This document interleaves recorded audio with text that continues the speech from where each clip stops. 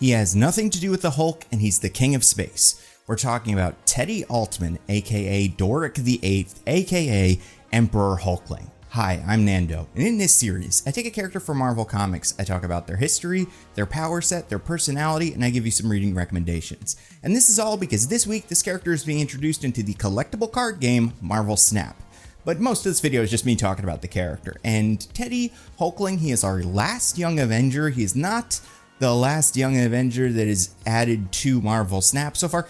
Everyone else is in there except for Prodigy. He is the only one, and Kid Loki if you technically count him as a different character. But like there is Loki, and technically one of the variants, I believe, of the Destroyer, I think has Kid Loki in it. So like it's the same one. So like he's represented in Snap.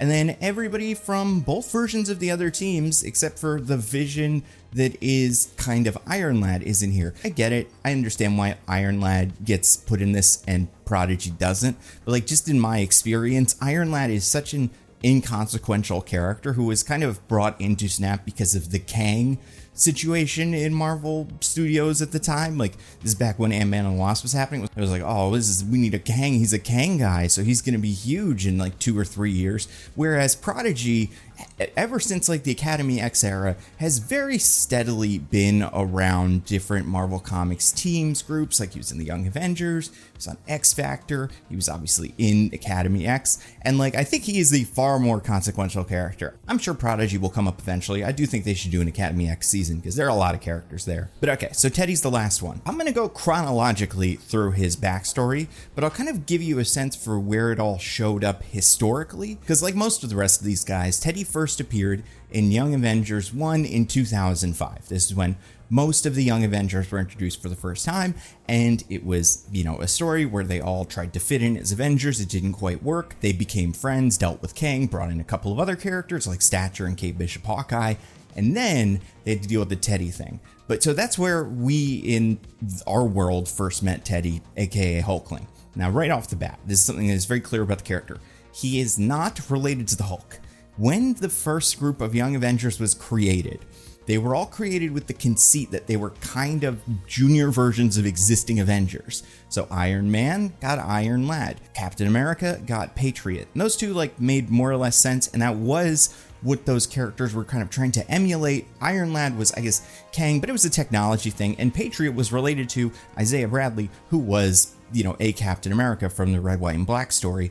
But the other two were not as straightforward. So first you had Wiccan, who was originally going as Asgardian and kind of pretending to be a Thor character, usually using lightning before it actually became spells. And we got a sense that this guy, no, he's more complicated than that. He's actually related to Wanda, Chaos Magic. And then it was like, oh, he's probably one of these babies, whatever. That's a story for another video, which is my Wiccan one, which you could watch right now. All the rest of these are on YouTube. I guess there's not one for Iron Lad and Patriot because those two characters both were in Snap before I started making these videos. However, like there's not that much to them. So I'm sure you could read the Wikipedia page real quick and get a sense for what they've done. So that was Wiccan, Asgardian, pretending to kind of be a Thor hero, and definitely based on like the helmet and everything. Teddy, on the other hand, pretending to be a Hulk kind of character. So he's green. He's already, you could kind of look at him and go, he doesn't look like the rest of the Hulks. He kind of looks like Abomination or A-Bomb, certain other Hulk adjacent characters. But like, first of all, Hulk's not blonde. And I'm only pointing that out because most of the members of the Hulk family are related to the Hulk somehow. So they all kind of look similar. But this guy's got different hair color, sure. But also he has these scales, kind of plated armor almost on his arms and pointy fingers. And right off the bat, you're like, the Hulks don't look like that. That looks like something else. There's a couple of things that it could have looked like at the time, but like it was very clear that he was just going by Hulkling because that was convenient for the theme. And I respect it. I respect anybody that makes the theme work. I do think by now, Hulkling should have figured out a different name. And he's come by a lot of different names, and sometimes you just call him Dorrek or whatever. But like everybody else, I think Wiccan, going from Asgardian to Wiccan is good. And I think as much as Wiccan doesn't feel like it fully represents what Billy is right now, like it's way better than Hulkling. He needs some other name. But the reason that we pretty quickly were like, oh, this guy's not just a Hulk guy, is he was a shapeshifter. At the time, he thought he was a mutant, and that was how he was introduced to us. But it seemed like he was just like kind of doing this Hulk thing because it was like the spot that was available for him. So he's part of the first Young Avengers story. Everything worked out well. Joins the team, and then Clerk, the Super Skrull, shows up.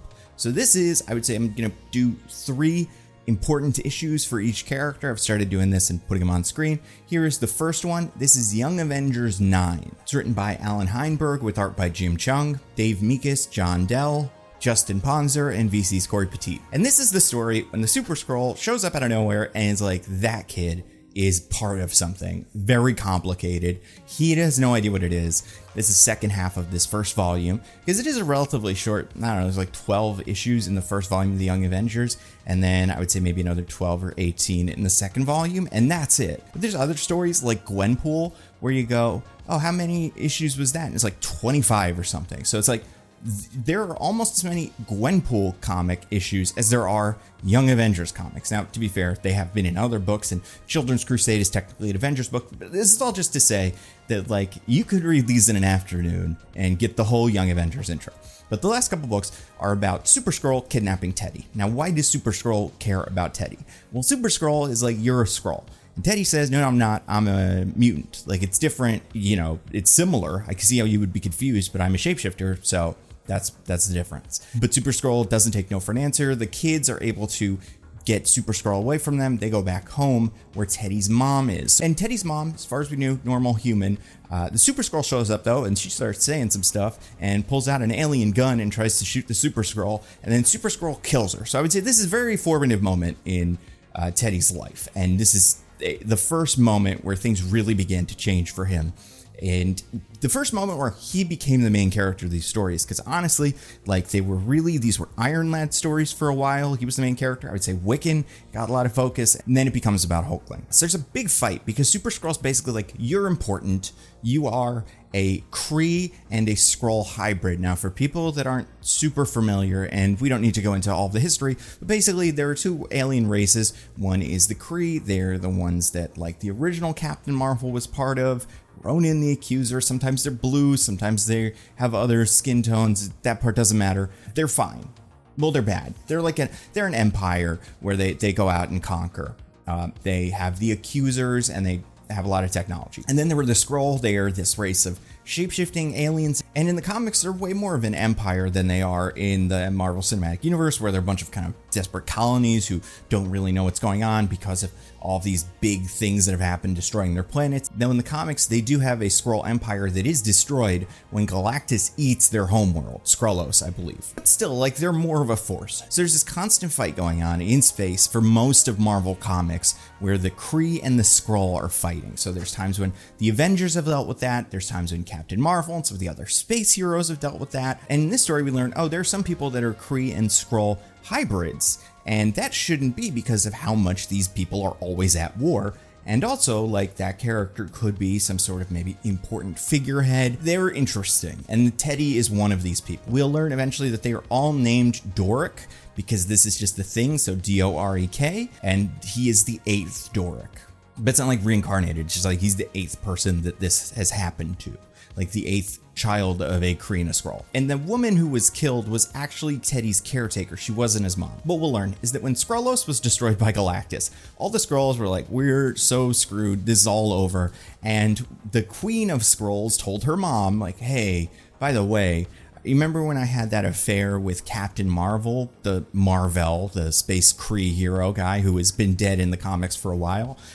And I had a kid, and Mom's like, yeah, we didn't like that, but you did it, and, you know, it is what it is. Then she says, well, actually, Mom, I was able to send the kid somewhere else. So he's still out there. There is this magical person that is part Kree and part Skrull, and he is the son of the greatest Kree hero that ever lived and of our Skrull royalty. So, like, he could unite our planet somehow. This could be a thing that happens. And the mom's like, oh my god, this is perfect. This is what I'm gonna do now. All right, everybody here can die. This part of Skrull history is done, but we're gonna find this kid. But that's the story. He was sent to Earth so that he could be protected, so he wouldn't know that he was a Skrull. So, like, Teddy did not know that. He didn't know that his mom was actually one of his real mother's handmaidens who was sent out to protect him, and he doesn't know that he has this special destiny. There's a big fight between all the alien races and the Avengers. This is the end of Young Avengers Volume 1. Teddy manages to work with the Super-Skrull to trick the Skrulls into thinking they captured him so that he can stay on Earth. And once they think he's off the board, like, they're not going to care. So Super-Skrull goes in his place because Super-Skrull clerked this character. He's a bad guy, but he is one of those characters who's got lots of honor and, you know, he must do what's right, but he'll do what's right for the Empire, but also like he can be convinced to do the right thing every so often. So for a while, Teddy and Billy dating on Earth, being heroes. They do Avengers Children's Crusade, which we talked about a little bit last week. Not a very important Teddy book. And, you know, Teddy's just doing his thing. He's living his life. There's the Young Avengers Volume 2, which has a fair amount of Teddy in it. He is still, like, they're all kind of not really public superheroes anymore. But Billy, in an effort to bring Teddy's mom back to life, accidentally releases a mother monster thing from a different dimension. They fight her. It's all fine. Teddy and Billy break up. They get back together. They're good. And they're a good couple. They're one of the first big gay couples in comics. And when I say this, I always say, like, they're not the first gay couple in Marvel Comics, but they're the first couple in Marvel Comics that's always been gay, as opposed to other characters who eventually came out of the closet, like Iceman is a good example of probably one of the most high-profile ones. Even Mystique, although Mystique, you could argue she's bi or whatever. I don't really know what Mystique's deal is, but Iceman's a good example because Iceman, you know, one of the older comic characters, but like for most of his existence was not gay. It wasn't until pretty recently that was made part of that character's identity. Whereas from the beginning of their existence in comics, if you don't count Wanda's kids, but since 2005, Billy and Teddy were gay characters. Like that was how they were introduced to us. And I feel like there were a lot of readers who really identified at the time with Billy and Teddy. Now, and if I say Tommy, it's because there's another character named Tommy who's Billy's brother, but I mean Teddy here. You may wonder, what's the dynamic like between these two? I would say Hulkling's a little bit more serious. Billy is somewhat troublesome in the sense that he's a little bit more chaotic, has that energy like his mom, whereas Teddy seems to take things seriously. He has a hard time fitting in. Like he's one of those characters where it's like, I'm not from here. I don't have family here. You know, obviously these young Avengers, they're important to me, but like even the Hulk, who is the character who I'm named for, he doesn't really know anything about me. Like we don't have anything in common. So like, I would say he is the more serious of the two. Besides that, and this is just my opinion, I don't think Teddy has as much characterization as other characters in the early Young Avengers books. He is kind of there. And a lot of it is this big destiny thing, and that makes up a lot of what Teddy wants and what Teddy cares about. It is until later that I think his actual like character outside of, you know, the Avengers was developed. Okay, anyway, so for a while, Teddy and Billy working together, you know, somewhat superheroes, although not always, doing stuff with the Young Avengers, doing stuff with the regular Avengers. After Young Avengers Volume 2, they joined up with Sunspot's version of AIM, which was called New Avengers. I know I'm going to throw around the word Avengers a lot, and this is not the last time you're going to hear it, but basically, these two were superheroes for a while. New Avengers Volume 4, Issue 3, this is not a important issue because like something important happens here with the issue itself is like, you don't really need to read it. But Billy and Teddy get caught up by some aliens and they're like, oh my God, Teddy, you're so important. You matter a lot. And they take him to somewhere. He doesn't know where.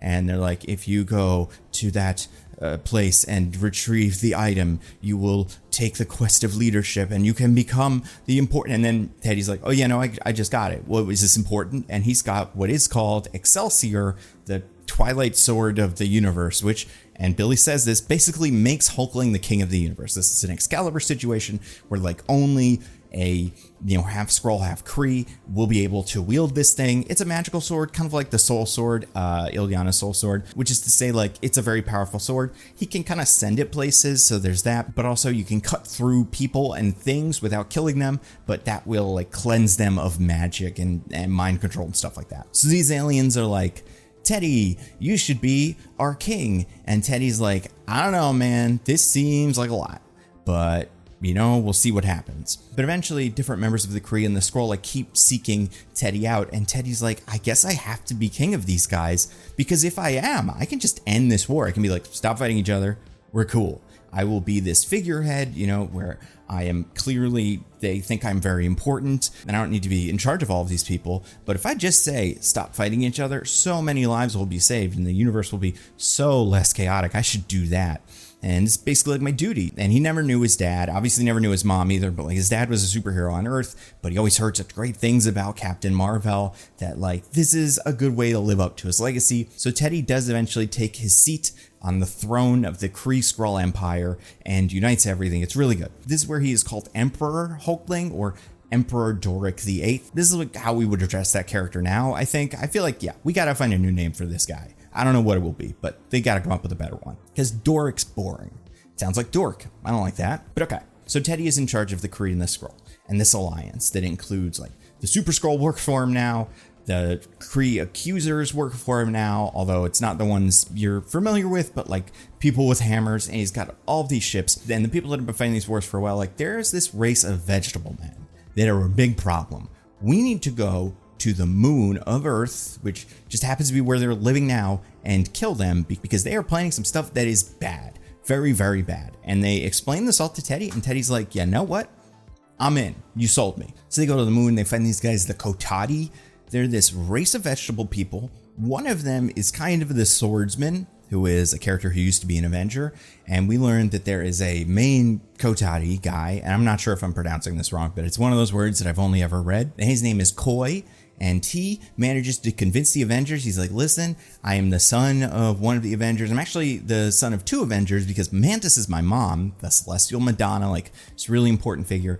I need your help to protect me and my people from the aliens, the Kree-Skrull Alliance. And the Avengers are like convinced. They're like, yeah, you know what? They're coming to get you. We'll help. The Avengers fight the Kree and the Skrull to protect the Coati. The Fantastic Four also get involved. And now we're getting into this big event called Empyre. I would say this is the most significant Teddy-focused story that exists as of at least now in 2024. Maybe in the future there will be others. But what we'll learn, which I think is so much fun, is that the Coati are bad guys. And they're trying to kill and take over not just the planet, like the whole universe. And they use vegetation to like infect everything. And they almost immediately, when they get their big weapon, go and kill a lot of Kree and Skrull. And Dorrek's like, all right, so this was bad. Avengers, you guys messed up. This is one of those stories where like Iron Man will show up and be like, you can't kill them. And Teddy will be like, no, you don't understand, Iron Man. And then like something will hit the ship and they'll go, we'll explain this later. And then they'll go do something else. And it's like, no, just explain it. It seems like you all have all the information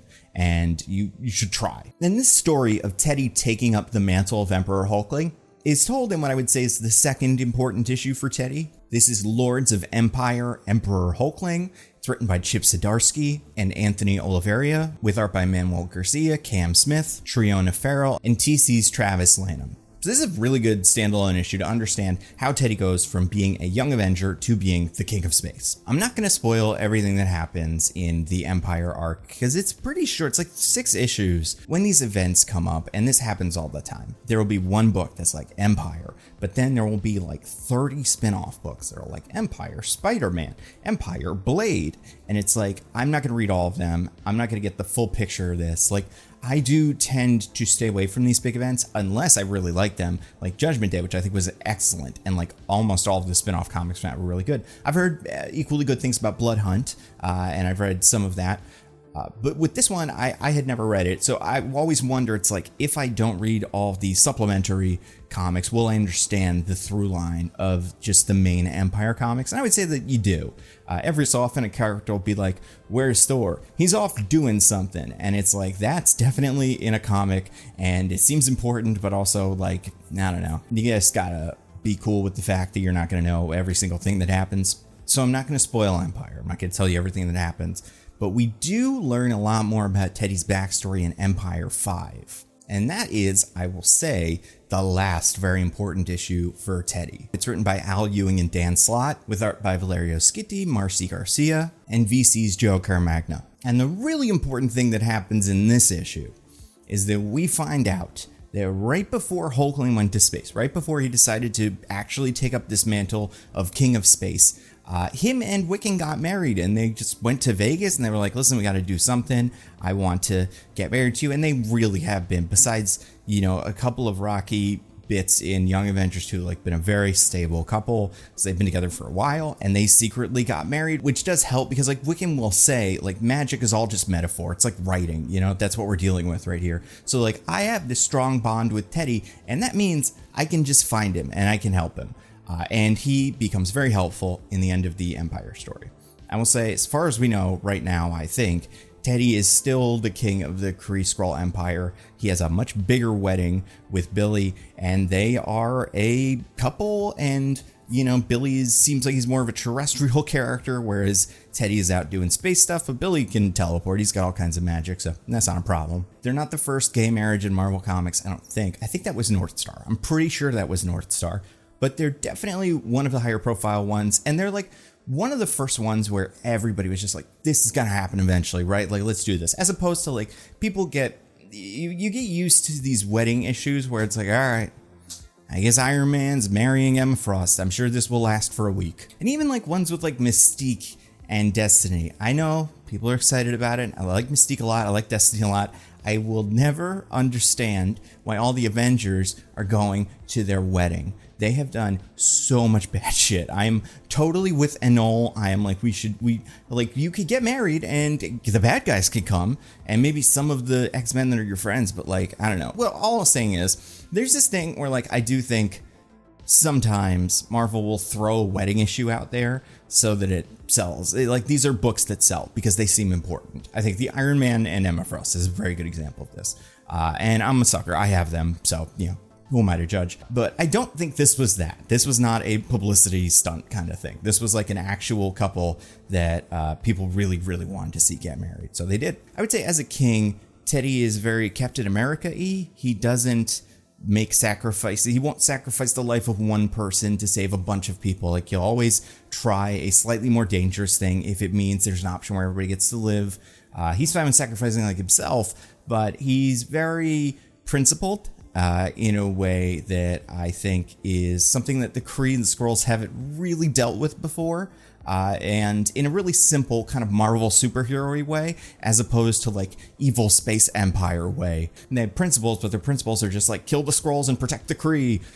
So yeah, Teddy's got a slightly different perspective. As far as powers, shapeshifter, that's pretty much it. That means, very strong, use wings to fly. Now he has access to Excelsior, I think it's called the Twilight Sword, but whatever. It's like a magic sword that he can summon and he can send to people. Gives it to Black Panther in the book, and I was like, you can use this because you're also cool. And it can do some cool stuff. Like, it can, well, you'll see. Read the book. Yeah, as far as friends, I mean, it's like all the young Avengers, basically. There aren't a lot of other characters. Like, there's some of the Skrull and Kree characters that he's become very friendly with recently. I would say characters like Captain Mar-vell, especially because Captain Mar-vell, Carol knew Captain Mar-vell. Like, she was introduced through knowing that character. So, like, she is kind of like family to him in a way that a lot of these other characters are not. Although, like, almost every Avenger knew Mar-vell, like Captain America and Iron Man and stuff. But I would say Carol feels like she is carrying on that spirit. Like, I would say if Carol ever died, which she never will because she's so important in the movies and stuff, Teddy would be a good Captain Mar-vell if we wanted to make that like his name. That's kind of what he is, honestly. I'm not saying we should like take it away from Carol, but if that name is ever up, he should take it, because Hulkling is a bad name and Captain Mar-vell is a pretty cool name. And he can't be Marvel Boy because we already have a Marvel Boy. What else could he be? He could be Emperor Mar-vell. I wouldn't hate it. Just like Emperor Hulkling. It's like, first of all, Hulkling is a stupid word. Like, it's like Hulkling. It doesn't mean anything, especially considering he doesn't know the Hulk. So it's like a lot of these characters, they have the stupid name. Like Wiccan was Asgardian, then it was like, no, what are you really? Like, you choose your name and then you figure out who you are. And yeah, Hulkling, for all intents and purposes, is still Emperor Hulkling. In Marvel Snap, Emperor Hulkling is a 6-cost, 11 power with the card text at the start of the game. Copy the text of a random 6-cost card. All right, so first of all, this is pretty obvious, right? He's a shapeshifter, and a lot of the shapeshifters have some sort of power that is copy another card's power, whether like a character like Copycat copies something from your opponent's deck. Mystique copies a card you play. This is similar to that, where it is focused on high power cards, usually, I guess, because not every 6-cost card is going to be very, very strong, but they do something very important. So you can copy a 6-cost like Doctor Doom, let's say, and then you play your 6/11 Hulkling, and you get 2 5-cost. So this is one of those cards, though, because of randomness, where like it really depends on which card you get. I wouldn't say this feels like I understand why they're doing this. All the Hulk cards are 6-cost cards, like Hulk, She-Hulk, Red Hulk, but he's not a Hulk card. He has no relation to Hulk, but he doesn't really have Skrull powers either. Like, I wouldn't say he should work the same way as Super Skrull does, because Super Skrull specifically copies powers, where like Teddy doesn't really do that. So I understand giving him a shapeshifting ability. And I do think it's good. I think he has good synergy with a lot of these other young Avengers, especially Wiccan, because what Wiccan can do is make it easier to play high cost cards. So a 6 cost card, if you get Wiccan off on turn 3, let's say, by cheating out with a Zabu or Psylocke or whatever, you could play Teddy on turn 4, and like, that's really good. But again, like, it all depends on what the card is, because like, obviously, yeah, copying a Galactus, because now it's a 6 cost but 11 power Galactus, like, that's great, but how frequently is that going to happen? Also, I don't know this, because sometimes we find this out like in practice once the card's actually in play. Do we know for the whole game what your Emperor Hulkling is? Because I think based on the way that card reads, it kind of should. It's not when you draw it, it gets his power. It's at the beginning of the game. So then if that's the case, at least you could kind of plan around it. Like you could say, oh, I've got, a 6/11 Artem Zola coming up, so like I should use that, or a 6/11 Null or something like that. But again, it's like, how useful is a 6/11 Null if you're not playing a deck that's going to do destroy stuff? But that's the thing, he doesn't seem as useful as any other shapeshifter character. Like, obviously there will be use cases for Emperor Hulkling, but this feels like out of everything this season, because I think this season has been some really good, specific, interesting cards. Kate Bishop is great, everybody loves Kate Bishop. I think Wiccan is a lot of fun. He gives you an opportunity to do a lot of other things. Marvel Boy's very creative and like also opens up a lot of opportunities. Speed seems like one of those cards that's going to be pretty dependable, but like has a, lowish ceiling. But then like, I don't know what an Emperor Hulkling deck will look like. I wouldn't be surprised if this is the card that fewer people end up buying. I think if Emperor Hulkling was a 4/11 with this card text, that would feel a little bit more right. Even 5/11, and that would be nice too, because you would have a nice step up, because you do America Chavez on 1, Kate Bishop on 2, Patriot on 3, Wiccan on 4. I mean, if it's Wiccan on 4, then you can do Hulkling on 5. But like, I like that there's a 1, 2, 3, 4, 5 kind of progression with all of these guys, even though like Satcher is also a 5 cost, so it doesn't fully match up, but I think it's kind of cool. Yeah, I think this is the least good one. I understand what they were going for. I don't know, what would I want from this card? What would I want from Hulkling? Honestly, like if it's Emperor Hulkling, which is what it is, right? Like that's what this card is calling this character, not just Hulkling. I think he could have like something like to summon a Super Skrull or something like that, like a 6/11 where you summon a Super Skrull and a Ronan the Accuser. I mean, that's way too good, but like something like that maybe would feel right. You can use the sword to give power to people. Like I said, he sends it to Black Panther. So if you want to do based on the sword, it can be another buffing card, but I don't know. I don't love that. It just feels too complicated. I'd say the most interesting thing about Hulkling is he's two kinds of people, right? He's part Kree, part Skrull. What is that? How does that translate in game?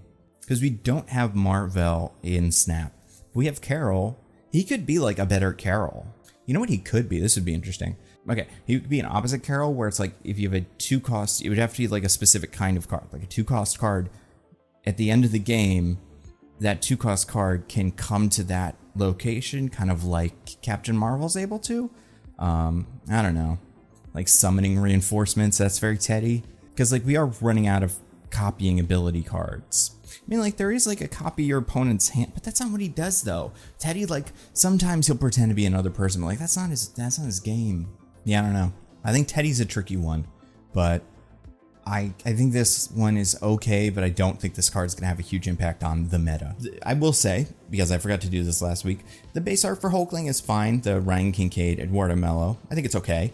The Spotlight Cash, the Flaviano Armentaro is also gorgeous. I do think sometimes, especially like the new Avengers, when Hulkling is drawn in a very angular, like bulky way, it looks pretty cool. I like that look of Teddy. I think when like he became Emperor Hulkling, started dressing him in like lots of big capes and stuff, but I don't know. It's a look. That's all kind of, some people have different opinions on it. I will say Jen Bartel, one of my favorite. I really like Jen Bartel. Not enough Jen Bartel cards in this game. There is a super rare variant that is just also exists for Emperor Hulkling that is great and like very, very, very cool looking. Honestly, like I have not wanted to have this card very much until I saw that variant. I was like, oh, that's a good looking variant. Like I think maybe Jen Bartel's got 3. Yeah, she did the one She-Hulk that no one will ever have because it's so expensive. The Nebula that was in the season pass. She did do that rescue. And yeah, she did that Captain Mar-vell that's hidden in the Hellfire Gala. Another great one. She invented that costume, which I love on Carol. Like, so cool. Anyway, that's the Young Avengers. I haven't really talked about their locations, so I'll say these two real quick. This is kind of cute one. So there's Young Avengers Mansion, but like it's destroyed mansion is one of the locations this season. This one's like super lore specific, and I do not like this location, but I do think it's cute. You add a rubble to that side of the field because when they get to the mansion, it is abandoned and somewhat destroyed. And you get a vibranium in your hand because they get Captain America's shield as part of their kit. Like they steal it from the mansion so that Iron Lad can use it. Now it's a different shield, but it's the same concept. Like you get something, you get like a weapon from the mansion. So I think that's pretty cool. And then the other one is the clubhouse, and that's just their place where they are. And it's fill this to give your cards at other locations +1 power. So yeah, they have a little base of operations that Kate buys them because she's loaded. And this one is just like the more Young Avengers you have, the more people at the clubhouse, the better off you are. So that's a good one. But yeah, I would say overall, this season, the Young Avengers season, I like it. I think the art is cool. I think the vibe of these cards is good. Some are really interesting. And like, it's kind of a bummer we're ending on Emperor Hulkling because I just don't think that card is as good as the other ones. Next season though, yes, I know it will be sold. People will describe it as this symbiote season or a Spider-Man season, but it's not. It is the Madam Web season. And we have 2 characters from Madam Web are going to be in it. So this is going to be quite a treat. I'm very excited. And I'll have I'll explain to you the whole history, the comic history, all 20 issues of Madam Web. I don't know, she's probably been in more than 20 issues, but she's not that important. But we'll talk about it soon. So if you enjoy these videos, share them on like Reddit and all the social medias and stuff. I've seen people say they want me to do these for other cards, and I will maybe. The problem is like there's not much to do with like Infinite. It's just not that interesting of a card. So maybe I'll do like a poll and I'll figure out who the cards are that both I think have history that's interesting and also would be worth explaining because they are big features of Marvel Snap. I think that could be fun. So maybe I'll do that. So thanks so much for watching. I will see you next season for some Madam Web stuff, and follow and subscribe and all that. Stay safe. I'll see you next time.